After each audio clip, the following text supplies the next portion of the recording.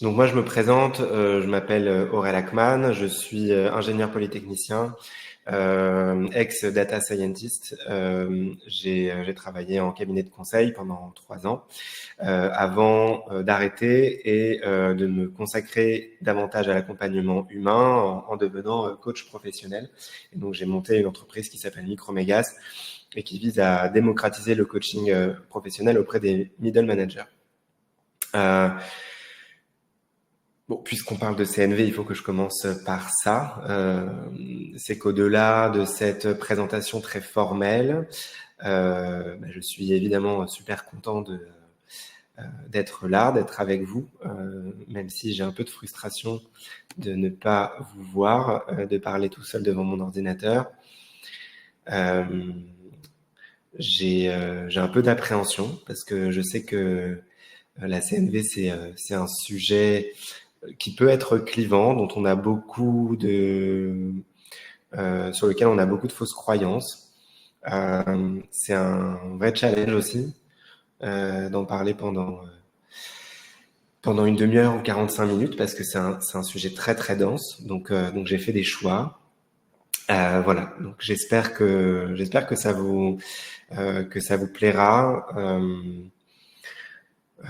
Voilà, c'est un peu tout ça qui se joue en moi aujourd'hui, et j'en parle parce que la CNV c'est pas quelque chose de mental, c'est quelque chose qui se vit, euh, et, euh, et donc cette première introduction, on va dire euh,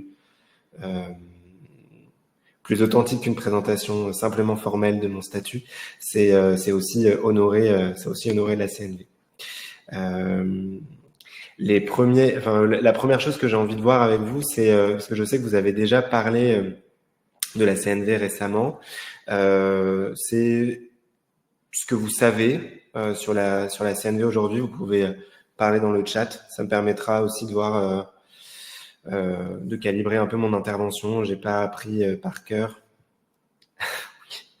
que c'est cher. J'imagine que tu parles des formations, Emmanuel. Ouais.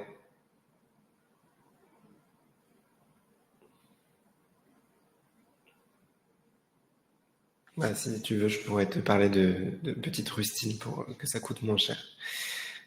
Le principe OSBD, ouais, observation, sentiment, besoin, demande. Je ne sais pas s'il y a d'autres personnes ici qui sont familières avec ça.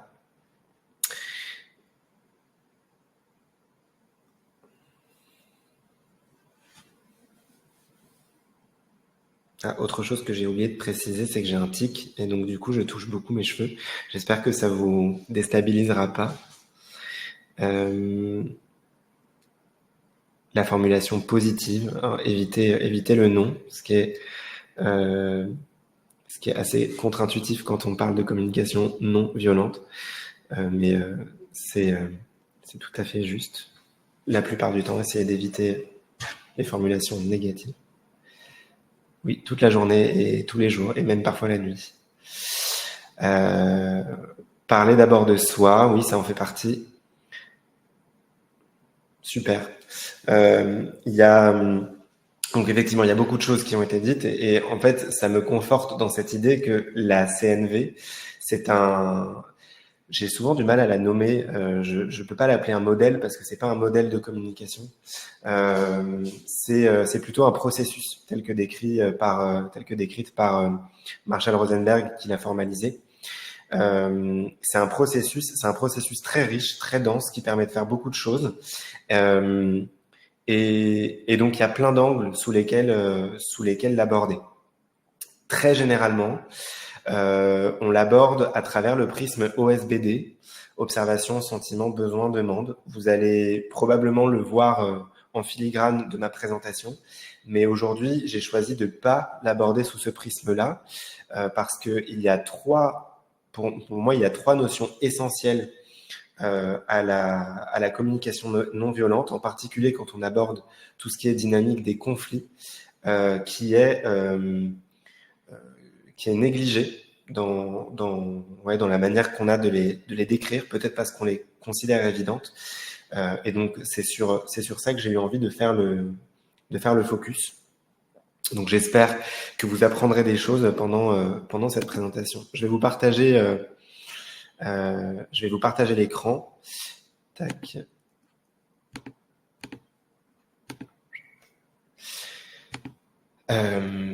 Et ouais, je pense que ça peut le faire comme ça. Donc Clément, tu me dis s'il y a des réactions, parce qu'à partir de maintenant, je ne vous vois plus, donc je suis littéralement, je suis officiellement seul dans mon tunnel. Pour commencer, enfin, pour cette introduction à la CNV, je voulais partir d'un paradoxe qui est que la CNV n'a pas fait disparaître les conflits de ma vie. J'ai envie de dire heureusement, et je reviendrai au fur et à mesure sur ce paradoxe pour mieux le comprendre. J'ai commencé à travailler avec la CNV il y a 3 ans.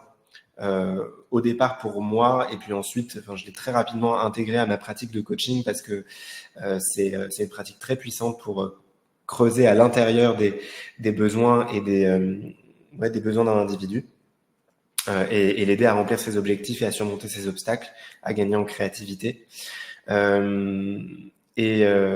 Mais je pense qu'au départ, j'en avais une mauvaise appréhension, comme beaucoup de gens qui s'y mettent. Moi, je voulais faire de la CNV pour enlever les conflits dans ma vie. Voilà, je voulais apaiser tous les conflits autour de moi. Résultat des courses, aujourd'hui, j'en ai beaucoup plus qu'avant. C'est a priori paradoxal. Et donc voilà, c'est le point de départ de cette présentation, de cette introduction auprès de vous. Avant de rentrer dans le vif du sujet, je voulais vous proposer d'atterrir. Ça fait 9 minutes que je parle. Je vous propose d'atterrir, de voir comment est-ce que vous vous sentez aujourd'hui, maintenant. Peut-être de fermer les yeux si c'est confortable pour vous. De voir où est-ce que vous en êtes dans votre journée. Qu'est-ce qui est présent? Qu'est-ce qui est présent dans votre tête? Des pensées? Ça peut être des jugements. Ça peut être des jugements sur moi. Ça peut être des jugements sur vous. De regarder toutes ces pensées, de les observer.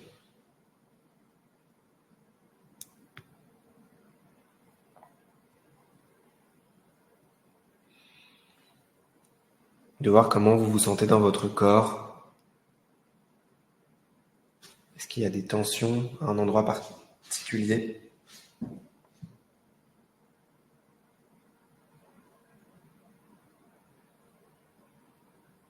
De faire rapidement un scan corporel pour voir s'il y a des choses présentes dans le corps auxquelles vous ne prêtiez peut-être pas attention la minute d'avant.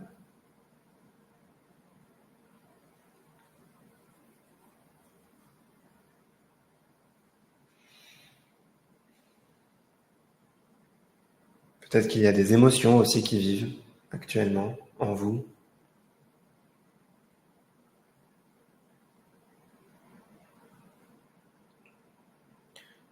Un bon indicateur, c'est notre respiration. Voir comment est-ce que vous respirez, là, tout de suite. Est-ce que vous respirez plutôt par le ventre ou dans le haut du corps, au niveau du buste et des clavicules? Est-ce que c'est une respiration courte ou ample?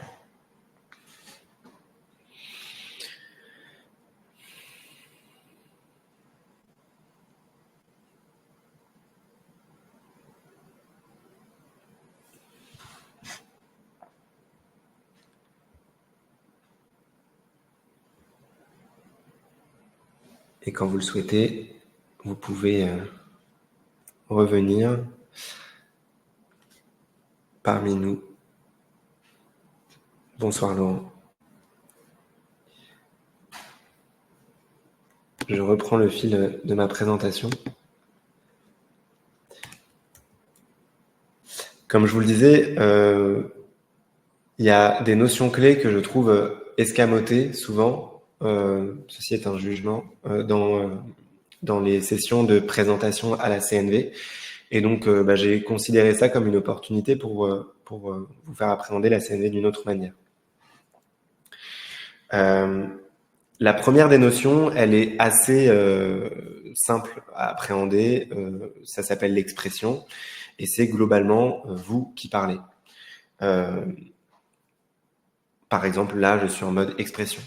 Quand vous êtes dans une conversation avec un ami, généralement, vous êtes en mode expression pendant que la personne en face ne parle pas, et puis ensuite l'autre passe en mode expression, etc. Et puis c'est ce qui crée une conversation.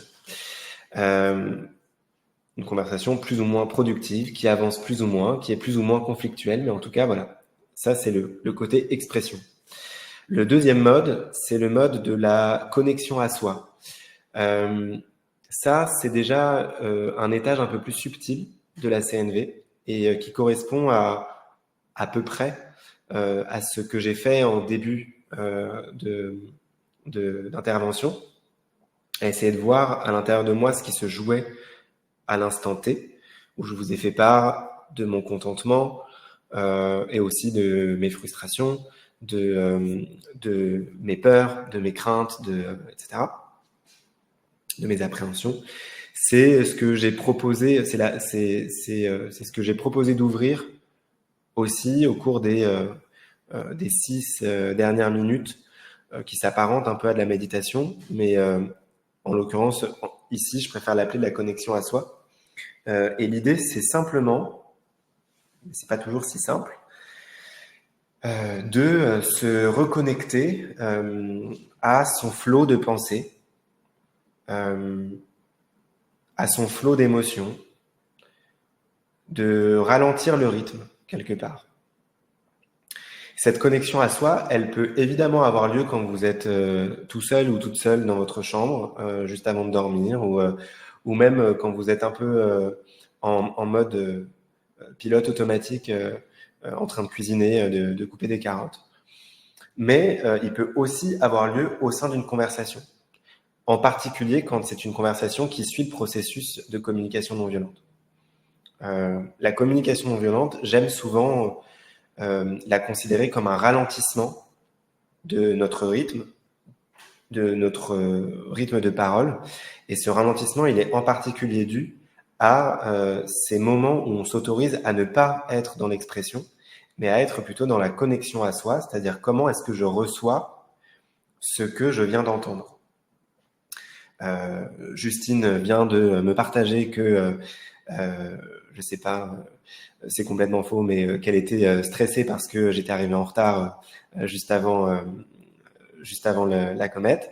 Comment est-ce que je reçois ça?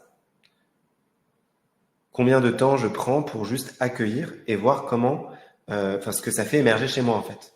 Ce que ça fait émerger comme pensée, ce que ça fait émerger comme jugement, ce que ça fait émerger comme émotion. Et là, d'ailleurs, à votre avis, si je vous pose la question, combien est-ce que vous voyez d'émotions, de mots pour exprimer des émotions? Vous pouvez répondre dans le chat.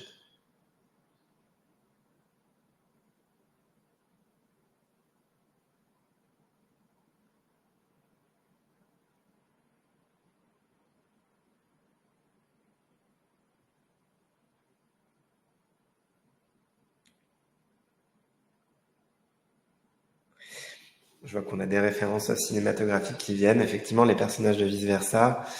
Emmanuel parle de 4 grandes et d'autres plus subtiles. Dans Vice Versa, il y en a déjà 5, puisqu'il y a aussi le dégoût qui apparaît. C'est un super film d'ailleurs. N'hésitez pas, il n'y a pas vraiment de bonne réponse. C'est un lucky guess, quoi. Joie, tristesse, peur, colère. Ouais, donc ça c'est probablement les 4 grandes qu'Emmanuel évoquait. 6 émotions de base, 4 grandes et puis les croisements. Yes. la roue des émotions. Donc effectivement, après, ça c'est un outil qui permet ensuite de croiser les émotions. En fait, moi, je suis un grand partisan de ça. Alors, je vais vous montrer quelques émotions parce qu'en fait, les émotions, encore une fois, c'est quand on essaye de poser des mots sur des émotions, on essaye déjà de les analyser. Et donc, on tombe déjà dans une contradiction de quelque chose qui se vit, qui est une émotion, et de quelque chose qui essaye d'analyser un vécu et qui est nécessairement un peu plus tronqué. Néanmoins, on peut poser des termes de plus en plus subtils sur les émotions, et c'est un peu ce qui se dit, ce qu'a partagé Clément, ce qu'a partagé Lou, etc. Donc en fait, il n'y a pas de vraie réponse à cette question. À combien est-ce qu'il y a d'émotions? J'essaye de me dépatouiller avec ça. Voilà. Néanmoins, ce que je peux vous partager, c'est ça. Voilà. Là, on a plein d'émotions, de sentiments, de sensations. Je les ai pas comptés, mais il doit y en avoir une soixantaine. Et en fait, moi, je suis assez partisan de ça, et la CNV met vraiment l'accent là-dessus. C'est l'idée de développer un vocabulaire émotionnel, parce que le langage forme la pensée, et que le fait d'avoir des mots pour décrire des nuances subtiles d'émotions, ça ne veut pas dire qu'on ne peut pas les vivre sinon. Ça veut juste dire que c'est juste une aide pour les conscientiser. Et donc, dans ces moments de connexion à soi, l'idée, c'est de pouvoir poser des mots de plus en plus fins sur comment est-ce qu'on se sent, de sorte à poser plus de conscience sur notre état du moment, et pour les plus rationnels d'entre nous, et je m'inclus un peu dedans, de pouvoir faire des analyses plus fines de notre état émotionnel. Moi, mon grand credo en tant qu'ancien data scientist, c'est de dire que les émotions ne sont pas un bruit de notre environnement, ne sont pas un bruit de notre paysage intérieur. Ce sont des données qu'il faut prendre en compte et qui nous permettent de construire le meilleur algorithme possible pour répondre à notre environnement. J'espère que cette analogie parlera à certains. Et puis derrière ces sentiments, il y a la notion de besoin sur laquelle je vais très rapidement passer, parce que c'est pas le cœur de mon sujet aujourd'hui, mais qui est pourtant crucial dans cette notion de CNV. C'est l'idée de dire que je vous disais que les émotions étaient des données. Ben, en fait, les émotions, c'est vraiment cette idée d'un tableau de bord, comme on peut le voir dans Vice Versa, sauf que c'est des signaux positifs, agréables ou désagréables, et non des signaux qui nous permettent de voir si on a des besoins qui sont comblés ou pas comblés. Si on est dans une carence de besoins, de besoins à nourrir ou pas. D'où l'intérêt des émotions, et c'est ça qui est au cœur du paradigme du processus de la CNV. Et donc les besoins, en fait, il y en a, c'est un peu comme les émotions, on va dire qu'il y en a 9 qui sont canoniques, et dans ces 9 canoniques, il y a des besoins plus précis. Et encore une fois, poser des mots sur ces besoins, ça permet d'arriver à une compréhension plus fine de ce qui se joue à l'intérieur de nous et de ce qui se joue dans nos relations. C'est tout le but de la CNV. Le troisième axe, donc je parlais d'abord de l'expression, côté facile, de la connexion à soi, le côté un peu plus subtil, et puis le troisième, c'est l'écoute empathique.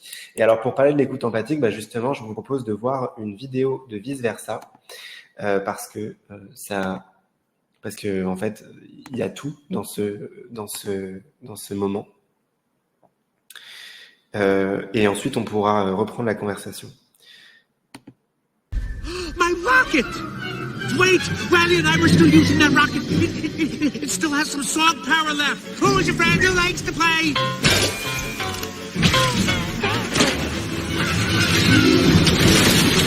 No, you can't take my rocket to the top. Riley and I are going to the moon.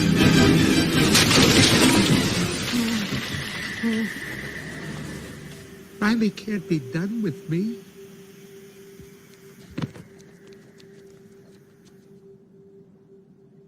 Hey, it's gonna be okay. We can fix this. We just need to get back to headquarters. Which way to the train station? I had a whole trip planned for us. Hey, who's ticklish, huh? Here comes the tickle monster. Hey, Bing Bong, look at this. Oh, here's a fun game. You point to the train station and we all go there. Won't that be fun? Come on, let's go to the train station. I'm sorry they took your rocket. They took something that you loved. It's gone. Forever. Sadness. Don't make him feel worse. Sorry. It's all I had left of Riley. I bet you and Riley had great adventures. Oh, they were wonderful. Once we flew back in time. We had breakfast twice that day. Sadness.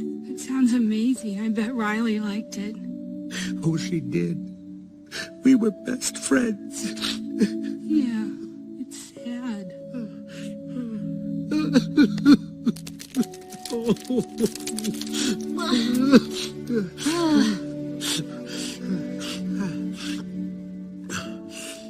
I'm okay now.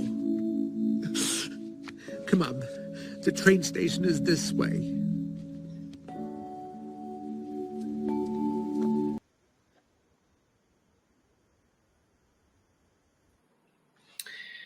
Voilà, et juste après, ce qui se passe, c'est que la joie va voir la tristesse en lui demandant mais comment est-ce que tu as fait ça? Et la tristesse lui répond ben je sais pas, j'ai juste vu qu'elle était triste, alors je l'ai écoutée. Et en fait, c'est un super, c'est le meilleur exemple cinématographique, je crois, de l'écoute empathique qu'on introduit dans la CNV. Et salut Frédéric. Et l'écoute empathique, en fait, c'est vraiment central dans la CNV. C'est pour ça que ça compte beaucoup pour moi d'en parler. Moi, cet extrait m'émeut toujours beaucoup. J'ai encore failli pleurer. Mais donc voilà, c'est juste dire aux gens qu'on les comprend. Alors justement, je profite de la question de Maude pour voir ensemble, pour répondre par la négative, enfin pour prendre le contre-pied et dire vous demander quels peuvent être les obstacles à une écoute empathique que vous avez pu voir dans l'extrait ou que vous pouvez vivre dans votre vie personnelle, professionnelle. Ne pas se réussir à se mettre à la place de l'autre.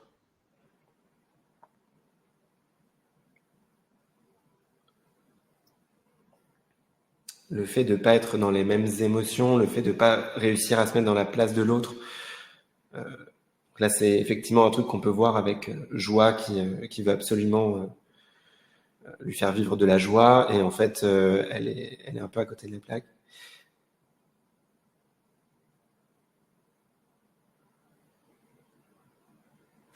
Le fait d'être pressé, de ne pas avoir le temps. Ouais, et ça fait quoi, du coup, dans la conversation quand on est pressé, quand on n'a pas le temps? Comment ça se traduit dans les faits? Ça, c'est ce qui va expliquer effectivement qu'on puisse ne pas être dans une écoute totale et empathique, mais comment ça va se traduire? Ouais, on a envie de finir l'échange rapidement. C'est vrai qu'une écoute, ça peut prendre un peu plus de temps. Bon, là, pour les besoins cinématographiques, ça a duré à peu près 15 secondes, mais dans la vraie vie, c'est plus long.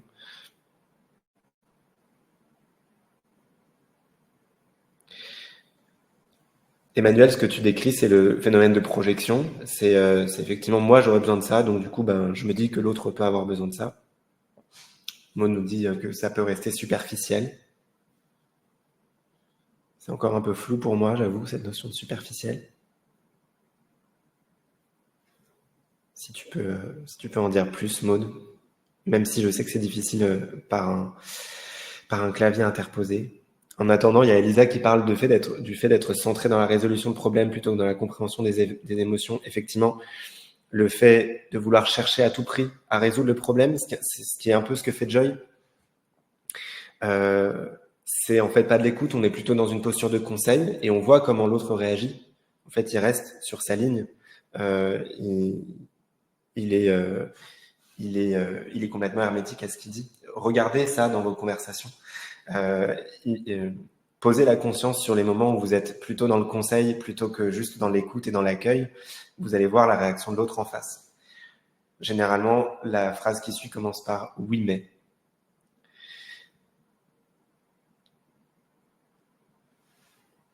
Accueillir l'émotion de l'autre. Oui.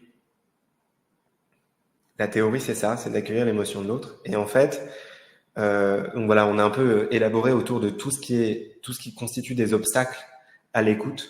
Donc il va y avoir la projection, il va y avoir le fait de faire du conseil, il va y avoir le fait de ramener à soi. Donc ramener à soi, ça aurait pu être par exemple ah ouais, t'as perdu ta fusée, bah c'est comme moi, ça me rappelle le moment où j'ai perdu mon portable et franchement j'étais super vénère. Ou alors ça va être parfois l'idée de faire de la sympathie et donc du coup peut-être d'en rajouter, de dire ah mais c'est rien, on est connards, ils t'ont enlevé ta fusée, nanani, nanana. Ça encore une fois, on n'est pas encore dans l'écoute, on surjoue quelque part, on est plus dans la sympathie et là on vit carrément l'émotion de l'autre plutôt que juste lui laisser son émotion et d'être nous dans l'accueil. Alors Maud, si on est pressé, on va pas prendre le temps de demander vraiment de quoi l'autre a besoin, on va direct aller exactement, bah voilà, c'est ça. C'est ce qu'on se disait tout à l'heure. Donc effectivement, le fait de sauter à la solution. Tout ça, en fait, c'est ce qu'on appelle des entraves à l'écoute, des obstacles à l'écoute. Ce qu'on appelle l'écoute empathique, en fait, en CNV, ça paraît très simple, et en réalité, c'est ce qu'il y a de plus difficile, c'est de tout simplement écouter et se taire pendant un long moment. Je vous propose cet exercice, j'aimerais beaucoup le faire avec vous, mais je vais pas avoir le temps et en plus, je peux pas vous envoyer dans des salles, etc. Mais ce que vous pouvez faire, c'est après le meet-up ou demain, quand vous vous croisez, prendre un collègue de bureau ou quelqu'un qui a participé à ce meet-up et prendre 10 minutes avec lui ou avec elle.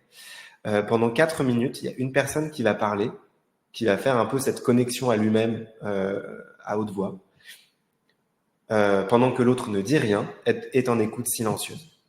Ensuite, vous intervertissez.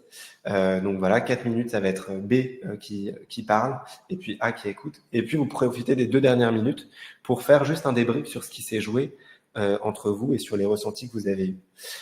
Ce débrief, je vous propose 2 minutes, mais vous pouvez évidemment le faire plus long, le rendre plus long.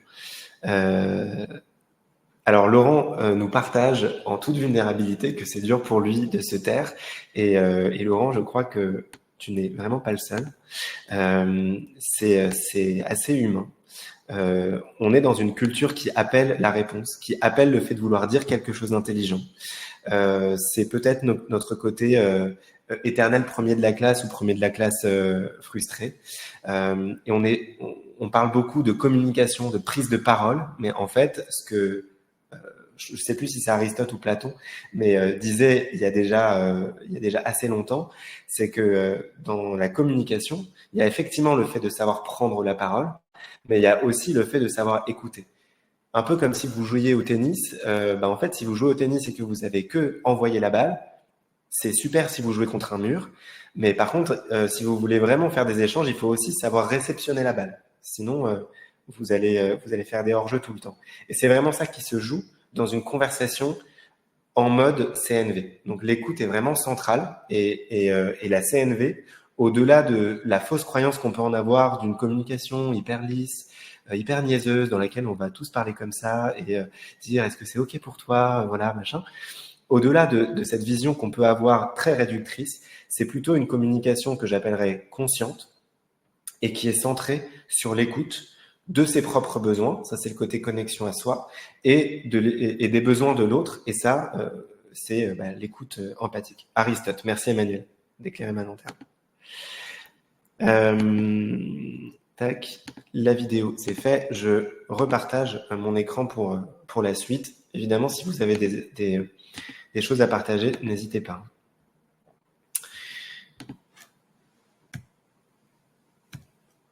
Alors, j'en viens maintenant au conflit et au problème dans un conflit.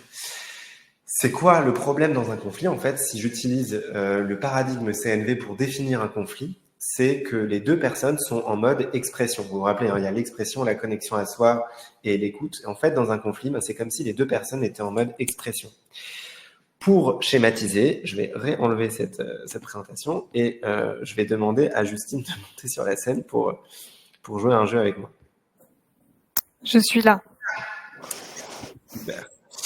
Donc on va être en conflit avec Justine. Je vais jouer le rôle de son conjoint et on a du mal à se mettre d'accord pour les tâches ménagères, en particulier pour savoir qui va débarrasser la table ce soir. Justine, on va prendre 2-3 minutes pour ça. Classique. Justine, alors évidemment après vous pouvez transposer. Justine, je te laisse démarrer. Ok. Bon bah Aurel, tu peux débarrasser là, s'il te plaît? Ah non, franchement, ça me saoule, je suis crevé là. Ouais. Enfin moi je suis fatiguée aussi et surtout que bah j'ai fait à manger. Donc là j'estime que c'est à toi de débarrasser tout simplement pour le partage des tâches. Non mais enfin ça va, on va pas faire de toute conversation un moyen de rentrer dans un conflit de genre. Ça va, les tâches on les partage. Moi cette nuit c'est moi qui me suis levé pour m'occuper de la petite. Donc c'est bon, t'as fait à manger, ben, merci beaucoup. Là, enfin, vraiment ça me saoule de débarrasser quoi. En Bah, plus j'ai je- rien à faire, je suis crevé. Enfin, Oui, bah écoute, moi aussi je suis épuisée et puis bon bah je pars du principe que c'est moi qui t'ai posé la question en premier, donc voilà, là c'est à toi. Enfin voilà quoi. Si je te l'ai demandé, c'est que tu te doutes bien que j'avais pas envie de le faire là maintenant. Et si je reviens sur l'idée du partage mais des c'est tâches, dingue, mais je c'est trouve dingue. Bah, ça. alors, sous prétexte que c'est toi qui me l'as demandé en premier, donc du coup c'est hyper puéril. Enfin, tu te rends compte à quel point c'est puéril. Enfin, c'est ridicule. Euh, Je peux pas juste faire quelque chose sous prétexte que c'est toi qui l'as demandé en premier. Enfin, dans ce cas-là, bah vas-y, bah, va sortir les poubelles. Du coup, bah, c'est moi qui t'ai demandé en premier. Non, mais je pars du principe que si je te l'ai demandé, c'est que je trouvais ça équitable, sachant que j'ai fait à manger et que, enfin voilà, je suis fatiguée, tu le sais très Enfin, t'as bien. fait à Tu manger, t'es tu trouves levé une cette médaille nuit, aussi mais parce je que le t'as suis. fait à manger, c'est incroyable. Enfin, Bah, si, c'est hyper important qu'on partage les tâches et t'as beau dire qu'elles sont partagées, selon moi, elles sont pas vraiment partagées. Et donc là, euh, exemple typique, bah voilà, là, pour moi, c'est un exemple parfait de partage des tâches. J'ai fait à manger, tu débarrasses. Je pense que ça sera très bien comme ça. Et de toute façon, là, je ne débarrasserai pas, en fait. ok, bah tu sais quoi, débarrasse pas. Moi, je vais me coucher et on s'en reparle demain matin. Voilà, bon, temps mort. Je sais pas comment on va finir, voilà. Je sais pas depuis combien de temps on est ensemble, mais Ça va pas, en tout cas, dans le couple, là. voilà. Bon, donc ça c'est effectivement un classique, comme nous disait Laurent, les tâches ménagères. Mais effectivement, vous pouvez transposer à un discours de bureau, et c'est pas parce que le discours est plus lisse en glissant des merci de m'envoyer ce mail au plus tôt ou ce genre de choses que ça le rend moins violent. Euh, Ça peut être une communication non violente, mais utilisée avec du passif agressif. Donc voilà, vous pouvez transposer à tout ça. On va faire une brève analyse ensuite de ce conflit, mais l'idée en tout cas, ce que je voulais voir dans un premier temps, ouais, merci d'eux, c'est un peu Terrible. l'enfer, c'est complètement contre-productif. Euh, donc donc, ce sur quoi je voulais mettre l'accent dans un premier temps, c'est que dans un conflit, les deux personnes sont en mode expression. Ce que ça donne, c'est que, ben, évidemment, s'il y a les deux personnes qui sont en train de parler, il y a personne qui est en train d'écouter, ni de s'écouter, ni d'écouter l'autre, ni d'écouter ses propres besoins. Et donc, ce que ça donne, ben, c'est non, mais en fait, c'est moi qui t'ai demandé en premier. Oui, mais attends, c'est complètement puéril. Et donc, en fait, là, on est complètement dans des réactions épidermiques qui font que on joue au ping-pong de manière très très rapide, sans que jamais personne ne prenne la peine d'écouter ce qui est dit au-delà des mots, d'écouter ce qui est dit en fait avec les intentions et avec et justement en termes d'émotion et en termes de besoins. Alors c'est complètement normal parce qu'on peut pas toujours écouter et ça c'est une grande preuve d'humilité que de savoir quand on est capable d'écouter et quand on n'est pas capable d'écouter. Pourquoi ces deux seaux pleins de framboises pour parler de ça? Parce que on utilise la métaphore du seau pour parler de l'expression et de l'écoute. En fait, ça demande de l'énergie d'écouter. C'est ce que nous disait Laurent, je crois. C'est difficile de pas parler, c'est difficile de pas donner son avis. C'est pas contre nature, mais en tout cas, c'est contre culture. On n'est pas dans cette culture-là. Et donc, du coup, vous pouvez imaginer votre état émotionnel comme un seau plein. Et en fait, l'expression, c'est ce qui vous permet de vider votre seau. Dans un conflit en particulier, ça va vous toucher personnellement. Et donc, du coup, évidemment, quand ma compagne, en l'occurrence Justine, me dit que j'en fous pas une, ça m'attaque personnellement. J'ai envie de répondre, j'ai envie de me défendre.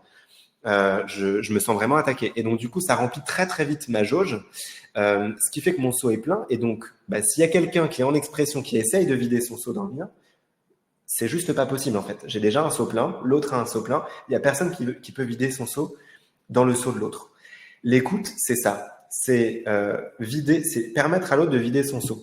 Et donc, c'est pour ça que c'est important d'être en mesure de savoir si on peut accueillir le seau de l'autre. Donc, en tout cas, c'est normal de ne pas toujours pouvoir écouter. Ça n'a rien de... Voilà, on n'est pas un sociopathe si c'est pas le cas. Le but de la CNV dans un conflit, c'est de garder la connexion à l'autre. Donc, on va rejouer la scène. Et là, cette fois-ci, moi, je vais prendre ce qu'on appelle en CNV mes oreilles de girafe, puisque initialement, la communication non violente devait s'appeler la communication girafe. Pour des raisons de marketing, je pense qu'ils ne l'ont pas appelé comme ça.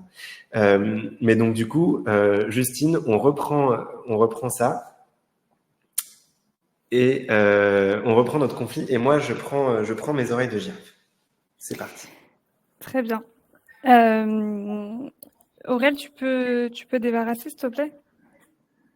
Ah, t'as vraiment envie que je débarrasse là. Ouais, là, franchement, je suis crevée, j'ai fait à manger. Là, j'estime que c'est à toi de débarrasser, quoi. Ouais, t'es super crevé. En plus, c'est toi qui as fait à manger aujourd'hui. Donc, pour toi, ce serait juste que je débarrasse. Ce serait juste que je débarrasse maintenant, quoi. Ouais. C'est comme si t'avais un besoin de coopération. Ouais, là, je suis crevée, franchement. J'estime que je fais beaucoup et que, ce serait bien qu'il y ait un partage des tâches. Donc là, j'ai fait à manger. Donc là, c'est à toi de débarrasser, quoi. J'ai l'impression que c'est dur pour toi le fait d'avoir des tâches ménagères à faire et que tu as vraiment besoin de justice et d'équité dans la manière dont on se répartit. Ouais, exactement. Exactement. Et là, je trouve qu'il n'y en a pas forcément. Donc ouais, là, c'est important pour moi qu'il y ait plus de partage et que tu débarrasses, quoi. Ouais. Donc du coup, ça passerait par le fait que je débarrasse maintenant. Ouais, exactement. Ok, j'entends vraiment ton besoin et ça me touche parce que ça fait vraiment partie de ce que j'ai envie d'avoir aussi moi dans le couple, la coopération. Est-ce que t'es prête à écouter comment je me sens là maintenant? Ouais, moi, je suis prête là. En fait, moi je suis un peu crevé, en particulier parce que j'ai pas bien dormi cette nuit, même si je sais que parfois c'est toi et voilà. Et donc j'ai juste besoin de 15-20 minutes de calme, juste me mettre dans un espace silencieux, voilà pour me détendre un peu. Et après, je suis carrément ok pour débarrasser. Et là, voilà, là je suis un peu fatigué, j'ai besoin juste de décompresser un peu. Est-ce que ça te va comme moyen de faire? Écoute, oui, ça me va. J'avais pas d'impératif sur le timing et quand est-ce que tu devais débarrasser, mais à partir du moment où tu me proposes une solution dans laquelle tu débarrasses, si tu as besoin d'un temps pour toi, il n'y a aucun souci. Super. J'y vais juste après. Merci beaucoup. Franchement, j'aimerais pas avoir un conflit avec moi, c'est insupportable. Mais tu as des conflits avec toi, parce que là, mais je sais bien.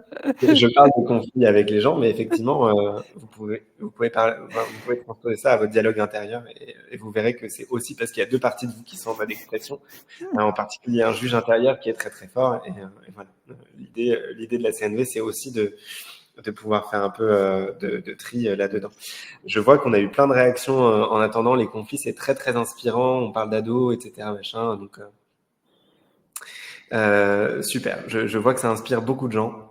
Et c'est vrai que les conflits, c'est super inspirant. Sinon, les films seraient super chiants. S'il y a pas de conflit dans un film, c'est nul. Donc voilà, le but de la CNV, c'est de garder la connexion à l'autre. Pour ça, on a il y a 3 choses que je mentionnerai. La première, c'est d'être en conscience de notre position dans le triptyque. À quel moment je suis en expression, à quel moment je suis en écoute, à quel moment je suis dans la connexion à moi-même. Et l'idée, c'est de garder des lignes parallèles. S'il y a une personne qui est en expression, par exemple, il y a Justine qui est en train de nous dire que ça la saoule parce qu'elle est crevée et qu'elle a besoin d'un partage des tâches, on voit que c'est au-delà de la vaisselle, en fait. C'est une problématique de genre, presque.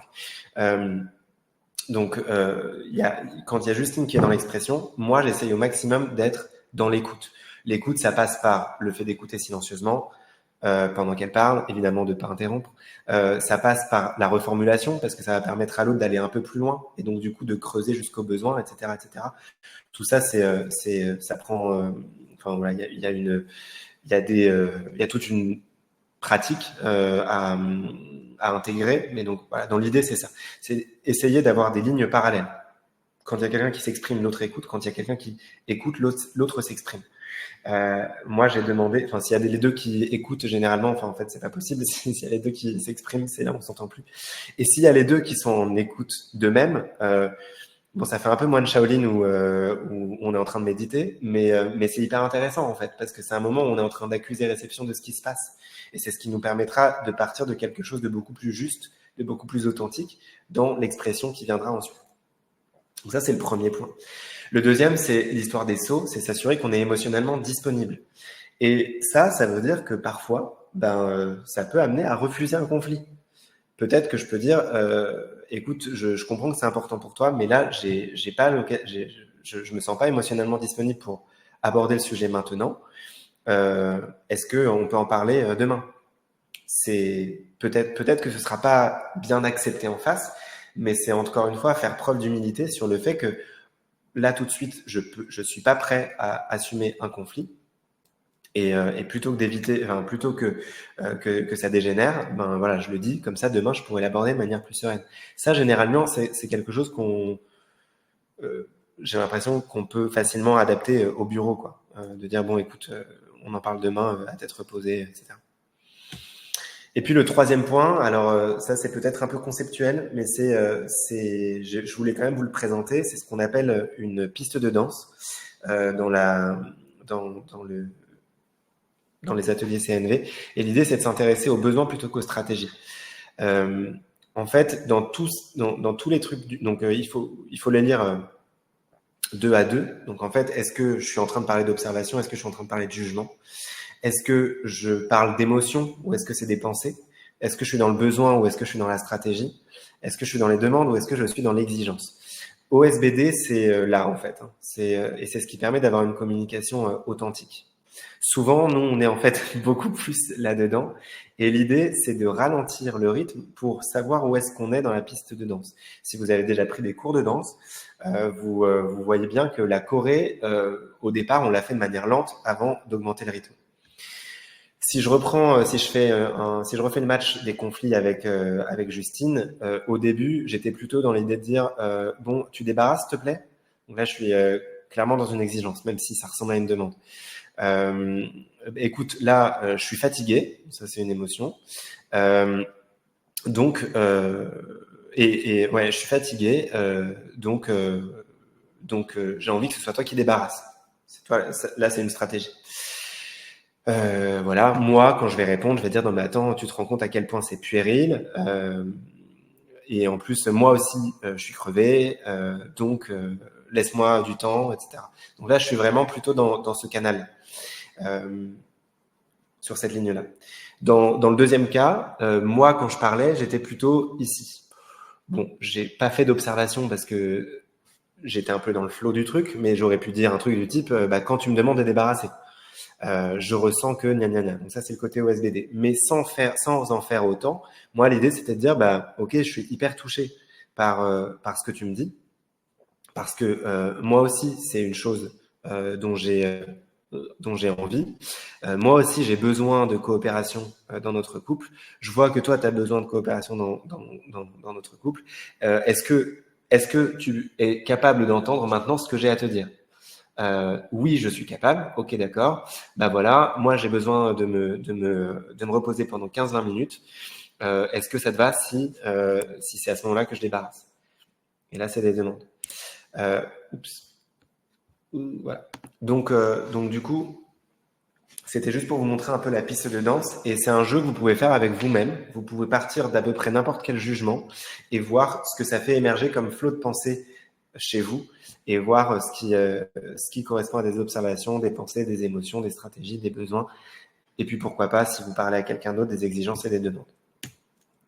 Alors du coup, résolvons le paradoxe. Pourquoi est-ce que ça a augmenté le nombre de conflits que j'ai actuellement?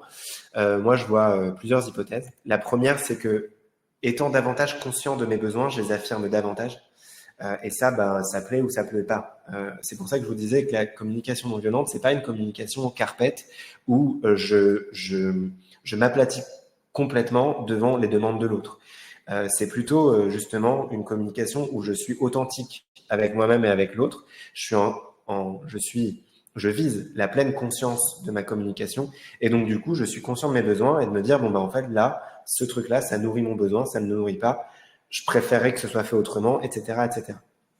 Donc nécessairement, en face, étant donné que moi j'étais quelqu'un qui était plutôt à dire oui à tout et un grand pleaser, voilà, ça peut augmenter mon nombre de conflits.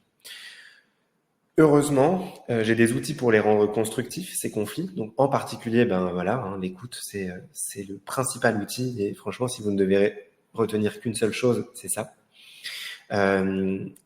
Et puis, mais la promesse de la CNV, c'est en fait pas d'annihiler les conflits. C'est plutôt de vivre des échanges authentiques avec les autres et avec soi-même. Et alors après, il faut voir si c'est de ça qu'on a envie, en fait. Est-ce qu'on a envie d'avoir des échanges authentiques avec les autres ou avec soi-même? Enfin, avec soi-même, d'ailleurs, oui, la question vaut aussi. Au sens où peut-être que c'est complètement OK avec ma boulangère de ne pas avoir un échange authentique parce que de toute façon, j'ai pas envie de creuser spécialement la relation et donc du coup, je vais être dans un truc assez superficiel et je vais pas être dans le quand je vois que tu me rends pas la monnaie rapidement, etc., etc. Je suis pas obligé d'utiliser la communication non violente tout le temps. Par contre, si je veux avoir des relations authentiques avec des gens, et c'est une vraie question que je dois me poser, sincèrement, là, la CNV, c'est un bon outil. C'est un bon outil. Voilà, je vois que je parle depuis à peu près 50 minutes maintenant.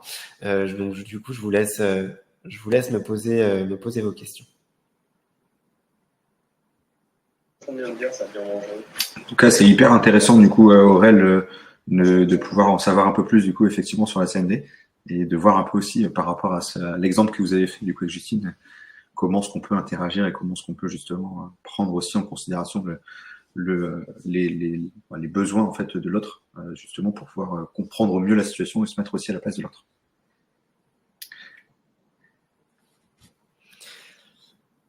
Alors, je vois, Emmanuel, donc dans le monde du travail, n'est-ce pas le risque de rentrer dans l'émotion et d'être en décalage?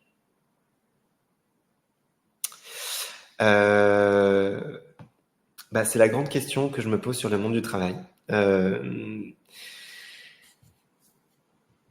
Probablement, ça dépend des cultures d'entreprise. J'ai tendance à croire que ça change et j'œuvre activement pour que ça change parce qu'en fait, nous sommes des êtres émotionnels et que, encore une fois, l'émotion, c'est complètement rationnel en fait. Enfin, personne n'a pas d'émotion, à part des sociopathes, mais donc du coup, ils sont rarement en entreprise. C'est complètement absurde de mettre une chape de plomb sur les émotions. Je suis vraiment dans le jugement là quand je parle. Je fais pas du tout de CNV par rapport à ta question. Donc du coup, est-ce que c'est le risque d'être en décalage? Je sens qu'il y a, je sens qu'il peut y avoir un malaise à aborder le sujet émotionnel, et donc dans ce cas-là, j'ai envie de te dire, parlons-en en privé. Je vais pas m'appesantir là-dessus et justement être dans le conseil. Je préférerais plutôt être dans l'écoute quelque part, Emmanuel, par rapport à ça. En tout cas, voilà, j'ose espérer que c'est quelque chose qui est en train de changer. C'est vu comme une faiblesse, qu'on trouve ça idiot ou non. À un moment donné, si on veut changer les choses, il va falloir changer quelque chose. Si on veut que les choses changent, il va falloir changer quelque chose. Donc voilà, moi je suis un grand idéaliste par rapport à ça. Mais c'est vrai que par rapport à certaines personnes, ce sera toujours vu comme une faiblesse et c'est dommage. Mais il y a des moyens, il y a des moyens de le contourner. Merci Audrey, merci du retour.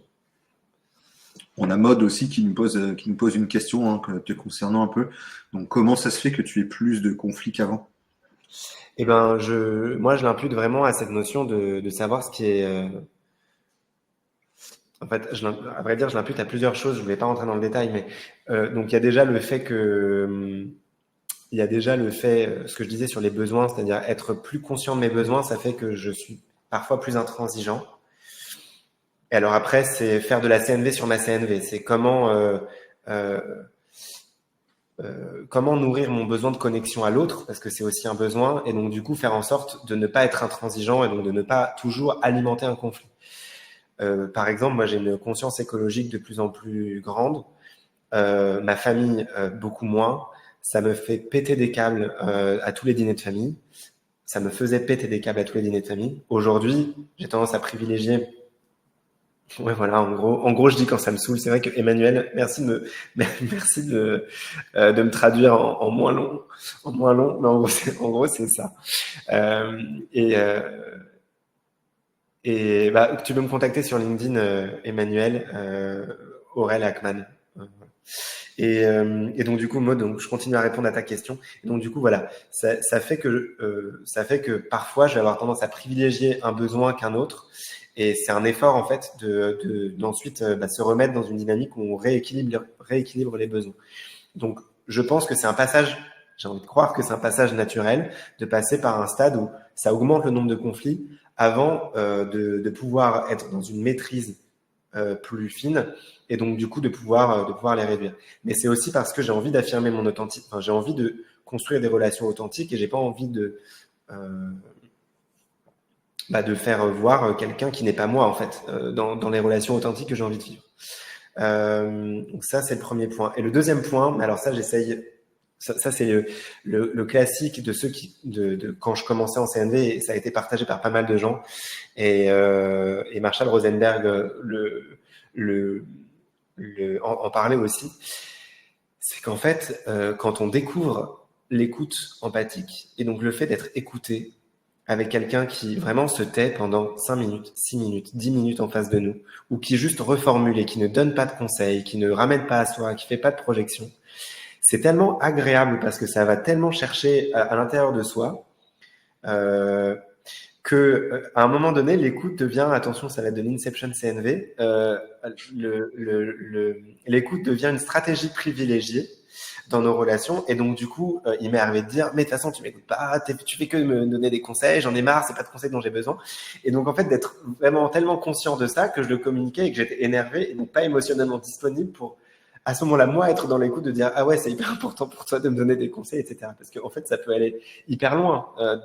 La conscience de comment on communique, en fait, la conscience de la métacommunication. Donc voilà. Voilà pour Maud. J'espère que ça répond à ta question. C'était peut-être un peu long. Et alors, Lou, utiliser cet outil de communication parmi des gens qui le connaissent pas ou le maîtrisent pas, ça renverrait pas une image un peu pédante ou... Si. Complètement. Surtout quand tu ne le maîtrises pas bien. Et alors, je ne sais pas si certaines personnes ont vu la série Les Papillons Noirs qui était sur Arte il y a quelques temps. Et alors pour moi, il y a un des plus beaux exemples de CNV dedans. Et c'est un mec qui est un négociateur, qui veut parler à quelqu'un qui a un fusil pointé sur son père. Et bon, son but évidemment, c'est de lui faire lâcher l'arme, quoi. Mais c'est un contexte d'énorme tension et il peut pas le faire comme ça. Autant vous dire que, alors à ce moment-là, donc du coup, il rentre vraiment sur son canal émotionnel. Donc du coup, il lui parle de manière hyper virulente en disant mais évidemment que t'es en colère parce que c'est un connard ce type, etc. machin. moi, j'ai tendance à dire que ça, c'est complètement de la CNV, en fait. C'est-à-dire que je rentre sur le canal émotionnel pour que la personne puisse se sentir comprise. C'est ça le but. La CNV ne consiste pas à faire que du OSBD. Parce que, effectivement, quand c'est mal fait, c'est horrible de parler comme ça. Ça rend la chose, pour le coup, extrêmement inauthentique. C'est juste que c'est un chemin obligatoire pour pour ralentir la conversation consciemment et pour créer un autre chemin neuronal, en fait, vers une autre manière de communiquer. Donc, c'est une grammaire, en fait. C'est comme le français. Au départ, on va faire des phrases en parlant en mettant toutes les négations, etc., etc., etc. Et puis, au bout d'un moment, vous allez parler en verlan, vous allez parler en argot, vous allez parler, bref, le français un peu de rue. Et c'est ça l'étape ultime de la CNV. Moi, je n'y suis pas encore. C'est d'être dans le côté, ce que mon formateur appelait le girafe de rue. C'est-à-dire que je suis pas dans la CNV académique. Donc oui, Lou, c'est vrai. Si on le fait mal, ça peut avoir une image un peu pédante ou un peu psy. Et donc, du coup, ça peut augmenter le nombre de conflits parce que ça connecte pas avec l'authenticité. Et donc, d'ailleurs, moi, ce que je résumerais pour ça, c'est que avant le OSBD, c'est très bien, mais avant ça, il y a le I. Et ça, c'est une personne qui s'appelle Isa Padovani, qui est un grand maintenant, parce qu'elle a changé de sexe, praticien de la CNV, donc Isa Padovani, qui parle du I et qui est l'intention. C'est dans quel but est-ce que je fais de la CNV? Dans quel but est-ce que je parle comme ça? Et en fait, moi, je dois vous partager que je pense que l'échange le plus violent que j'ai eu de ma vie, c'était avec une personne de mon stage de CNV, à qui j'ai décidé de plus parler aujourd'hui, parce que j'ai considéré que, justement, c'était utiliser de la CNV d'une très mauvaise manière. Et voilà. Et donc, du coup, c'est toujours se connecter au I, à l'intention. C'est quoi l'intention derrière ça? On peut très bien parler de manière grammairienne et académique la CNV. C'est pas pour autant que l'intention est non violente. De la même manière qu'on peut écrire de super beaux discours pour, à la fin, je sais pas, élaborer un génocide. Voilà. Hitler était un super orateur. Donc, la communication, c'est super. Ça peut être très, très bien utilisé. Mais ça peut aussi être un moyen de manipuler. Donc oui, c'est vrai, Lou. Et donc, tout le but, et j'espère avoir pu faire passer ça dans cette